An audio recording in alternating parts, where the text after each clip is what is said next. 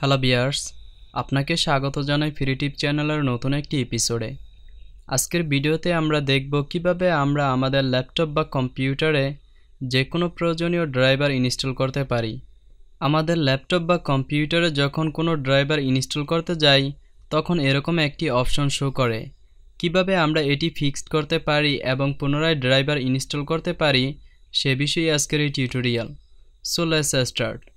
তার আগে বলে নিচ্ছি, আপনি যদি এই চ্যানেলে নতুন হয়ে থাকেন তাহলে please give the subscribe button, আর যদি অলরেডি সাবস্ক্রাইব করে থাকেন তাহলে আপনিও পারবেন আমার মতো যে কোনো ল্যাপটপ বা কম্পিউটারে ড্রাইভার ইনস্টল করতে। আপনি যদি আপনার ল্যাপটপ বা কম্পিউটারে ড্রাইভার ইনস্টল করতে চান তাহলে আপনার কম্পিউটার বা ল্যাপটপের প্রথমে উইন্ডোজ স্টার্ট মেনুতে যেতে হবে। তো এখান থেকে আমাদেরকে রিস্টার্টে ক্লিক করতে হবে, কিন্তু রিস্টার্টে ক্লিক করার আগে আমাদেরকে কিবোর্ডের শিফট বাটনটা প্রেস করে এবং হোল্ড করে ধরে রাখতে হবে। তো আমি এখানে শিফট বাটনটা প্রেস করে হোল্ড করে ধরলাম এবং তারপর এখান থেকে রিস্টার্টে ক্লিক করলাম। আপনাকে কিন্তু কিবোর্ডের শিফট বাটনটা প্রেস করে ধরে রাখতে হবে, শিফট বাটনের প্রেসটি কিন্তু ছাড়া যাবে না। তো এখানে দেখুন একটি অপশন আসছে চয়েস অ্যান অপশন। এখান থেকে দেখতে পাচ্ছেন ট্রাভেলস, এই ট্রাভেলসে ক্লিক করুন।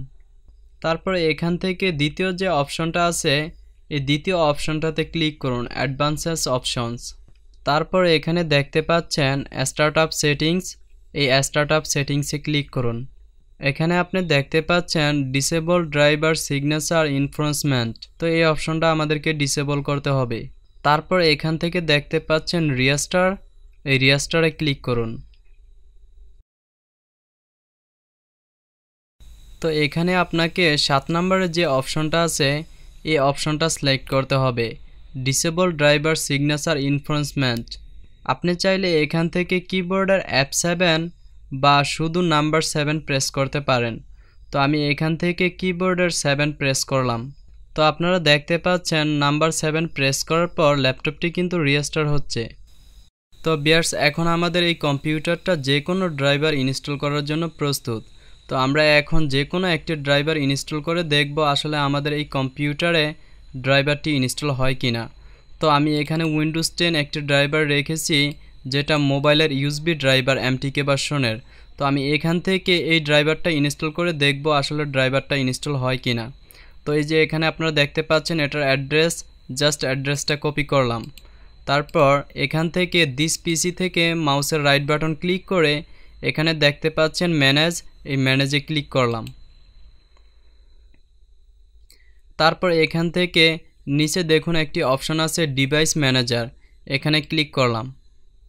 তারপর এখানে উপরে দেখতে পাচ্ছেন অ্যাকশন, এই অ্যাকশনে ক্লিক করলাম। এখানে দেখুন শুধুমাত্র একটি অপশন আসছে হেল্প। তো এখান থেকে আপনারা যে কাজটি করবেন এখানে যে কোনো একটি ড্রাইভারের উপর ক্লিক করবেন বা এই ফাঁকা স্থানটিতে একটি ক্লিক করবেন এবং ক্লিক করার পর পুনরায় এখানে অ্যাকশনে ক্লিক করুন। ক্লিক করার পর দেখুন আরও কতগুলো অপশন চলে আসছে। তো এখান থেকে আপনারা জাস্ট এই যে দেখতে পাচ্ছেন অ্যাড লিগ্যালেসি হার্ডওয়্যার, এখানে ক্লিক করুন। এখানে ক্লিক করার পর এখান থেকে আপনারা নেক্সটে ক্লিক করুন। এখান থেকে দ্বিতীয় অপশনটা সিলেক্ট করুন, install the hardware that I manually. তো এখানে জাস্ট ক্লিক করলাম এবং এখান থেকে নেক্সটে ক্লিক করলাম। তারপরে এখানে অল সিলেক্ট করা থাকবে, শো অল ডিভাইসেস, জাস্ট এখান থেকে নেক্সটে ক্লিক করুন। তারপরে এখানে দেখতে পাচ্ছেন হ্যাভ ডিস্ক, এখানে ক্লিক করুন। এখানে ক্লিক করার পর এটি জাস্ট কেটে দিয়ে আমরা যে অ্যাড্রেসটি কপি করে এনেছিলাম সেটি এখানে পেস্ট করে দিন। তো আমি এখানে এই অ্যাড্রেসটি পেস্ট করে দিলাম। তারপর এখানে দেখতে পাচ্ছেন ব্রাউজার, এই ব্রাউজারে ক্লিক করলাম। এখানে আপনারা দেখতে পাচ্ছেন আমরা যে অ্যাড্রেসটি কপি করে এনেছিলাম সেটি এখানে শো করেছে। আমি এখান থেকে Windows 10 64 bit MTK USB driver এটা ইনস্টল করব। এটা ক্লিক করে সিলেক্ট করলাম, তারপর এখান থেকে ওপেনে ক্লিক করলাম, তারপর পুনরায় ওকেতে ক্লিক করলাম, তারপর এখান থেকে নেক্সটে ক্লিক করলাম, তারপর পুনরায় আমাকে নেক্সটে ক্লিক করতে হবে। তো এখানে ভিউয়ার্স আপনারা দেখতে পাচ্ছেন আমাদের সফটওয়্যারটি কিন্তু ইনস্টল হয়ে গেছে। জাস্ট আমরা এখান থেকে ফিনিশে ক্লিক করব এবং এই ফিনিশের আগে আপনাদের কাছে যদি কোনো অপশন আসে তাহলে আপনারা দ্বিতীয় অপশনটা ক্লিক করবেন, ইনস্টল সফটওয়্যার এনিওয়ে, তাহলে এই ড্রাইভারটি ইনস্টল হয়ে যাবে। তো এখানে আপনারা দেখতে পাচ্ছেন মিডিয়াটেক ইউএসবি বিকম ড্রাইভার, এই সফটওয়্যারটি কিন্তু অলরেডি ইনস্টল করে ফেলেছি। তো তো এভাবেই আপনারা আপনাদের ল্যাপটপ বা কম্পিউটারে যে কোনো প্রয়োজনীয় ড্রাইভার ইনস্টল করে নিতে পারেন।